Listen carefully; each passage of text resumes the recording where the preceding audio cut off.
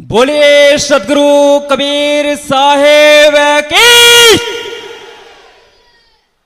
बोलिए संत समाज की, धर्म की अधर्म का, प्राणियों में विश्व का। धन्यवाद।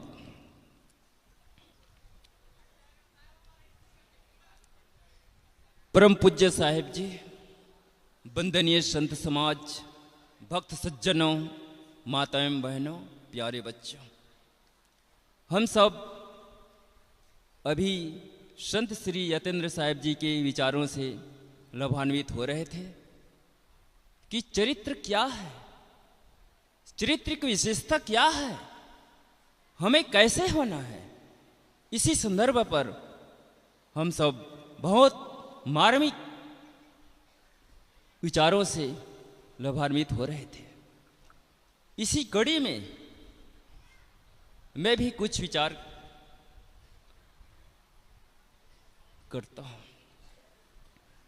सदगुरु कबीर साहब जी ने कहा है, सकलो दुर्मति दूर करो, अच्छा जन्म बनाओ, काग गौन गति छाड़ के हंस गौन चली आओ। सदगुरु कबीर साहब जी 120 वर्ष तक पूरे मानव को जगाने के प्रयास किया है।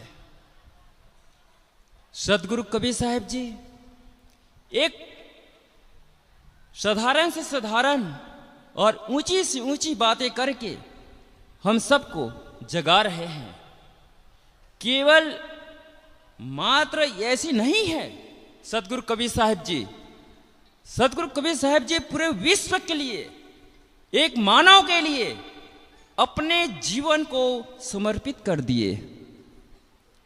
आप सब देख रहे हैं इस मंच में कितने संत बैठे हुए हैं, ज्ञानी संत, त्यागी, तपस्वी है। ये सब मानव जीवन के लिए ही समर्पित है।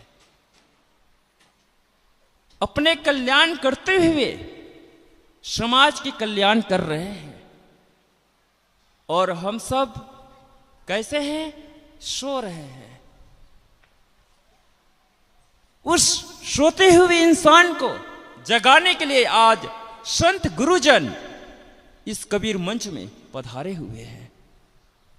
क्या हम जाग सकते हैं? क्या हम अपने को बना सकते हैं? यदि बना सकते हैं तो आज से तैयार हो जाइए अपने आप को बदलने के लिए, अपने को बनाने के लिए। कैसे बनते हैं इंसान, इस बात को समझने की कोशिश करना चाहिए।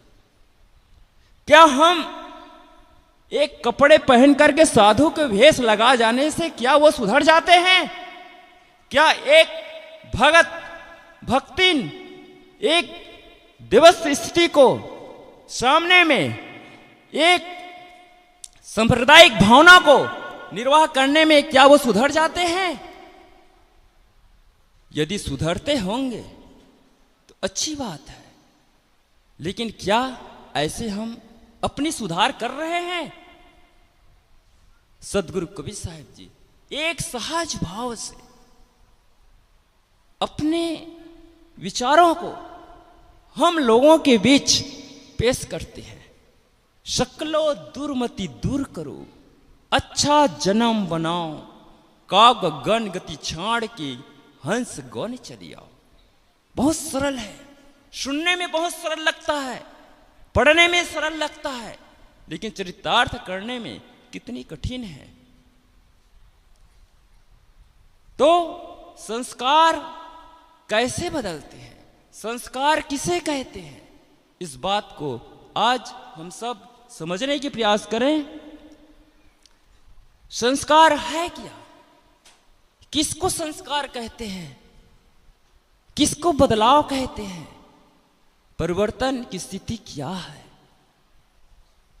यहां हम सब सत्संग करने के लिए आए हैं, सत्संग करने के लिए आए हैं, सत्य के संग करने के लिए आए हैं, ताकि हम सब बदल जाएं। बदलाव कैसे है? एक छोटी सी कहानी। एक संत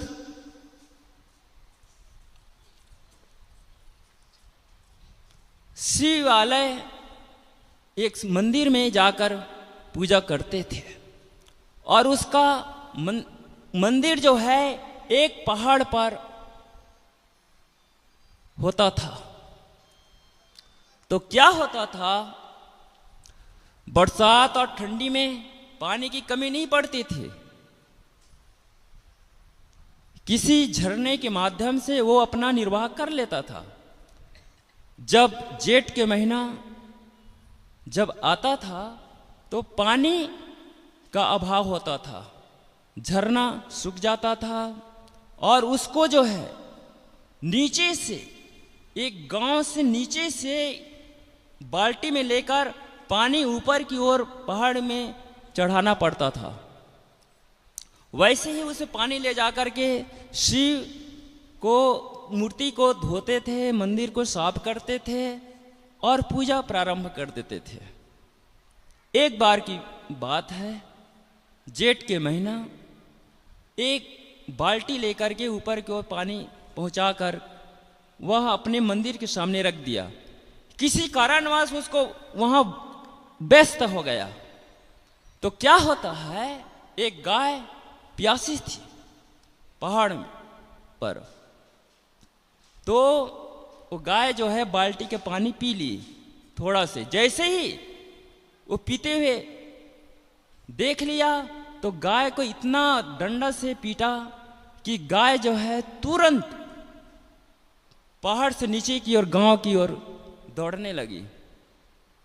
उस गाय को एक वेश्या देख रही थी।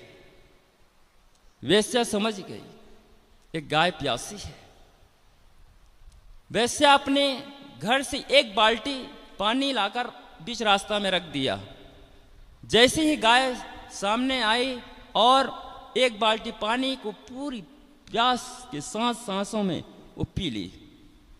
गाय की प्यास बुझ गई। वैश्या को बहुत संतुष्टि हुई, चलो कोई बात नहीं, मेरी एक बाल्टी पानी कम से कम गाय तो पी ली। लेकिन क्या होता है, जब साधु का शरीर जब शांत हुआ, संसार से विदा हुआ, तो क्या होता है, उसकी आत्मा जो है धर्मराज के पास पहुंच जाती है। धर्मराज उस संत से कहते हैं कि बताओ भाई, आपने बहुत पुण्य किए हैं।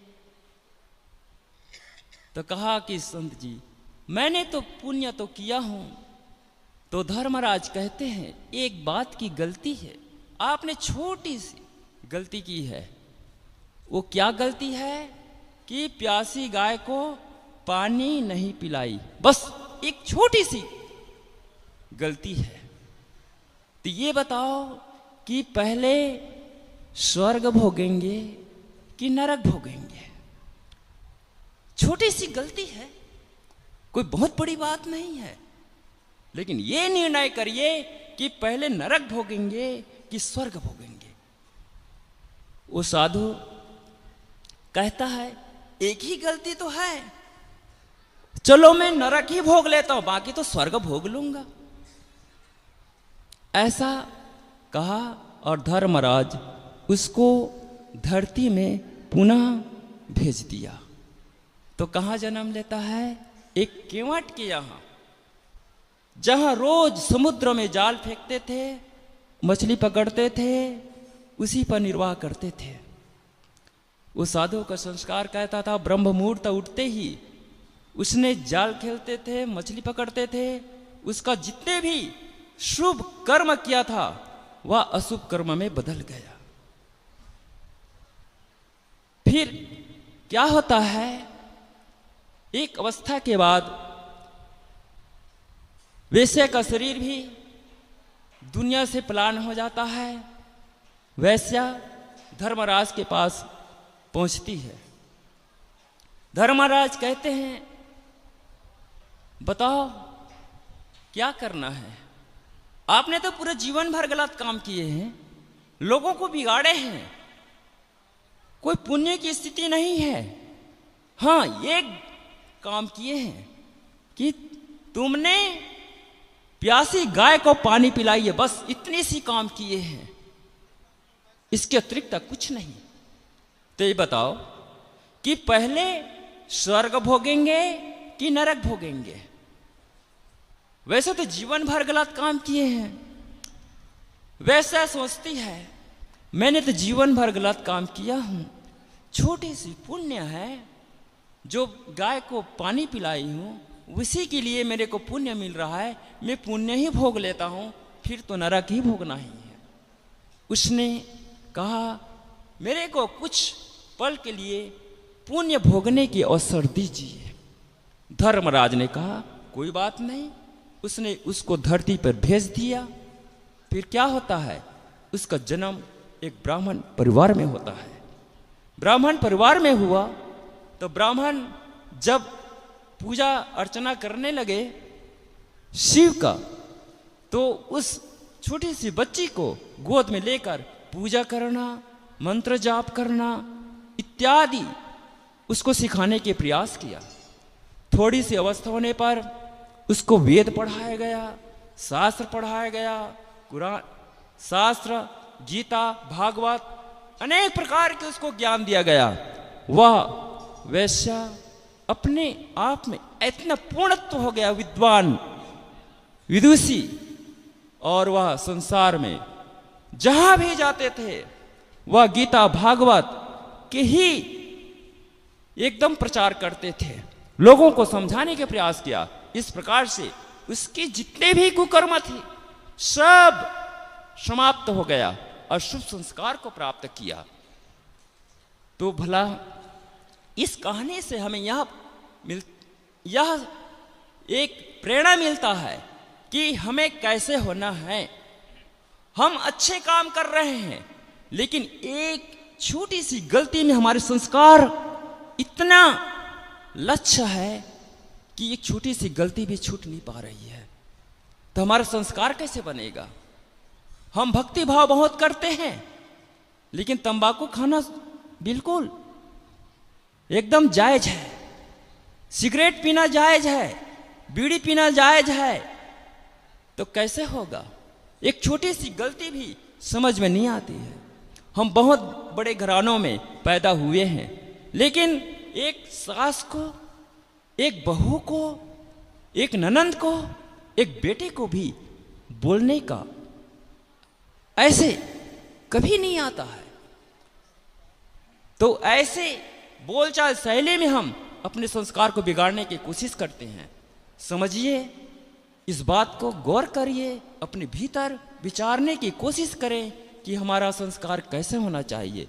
मेरे को समय मिला है, उसी के आधार पर मैं अपने विचार रख रहा हूँ कि सदगुरु कबीर साहब जी की अमर वाणी है, इस पर अमल करें। छोटी सी गलती हमारे लिए भयंकर हो जाती है, और इसीलिए हम अपने संस्कार को समझने की प्रयास करें कि हकीकत में हम क्या करने आए हैं और क्या कर रहे हैं और किसके लिए करते हैं, और क्या हम खुद अपने आप को बनाने के प्रयास है। तो बनाने के प्रयास है तो इस वाणी को, इस साखी को, सदगुरु कबीर साहब जी की अमर वाणी को याद करने की कोशिश करें। सकलो दुर्मति दूर करो, अच्छा जन्म बनाओ, काग गौन गति छाड़ के हंस गौन चली आओ। बस इतना कहकर मैं अपनी वाणी में विराम देता हूं। बोले सदगुरुदेव की जय।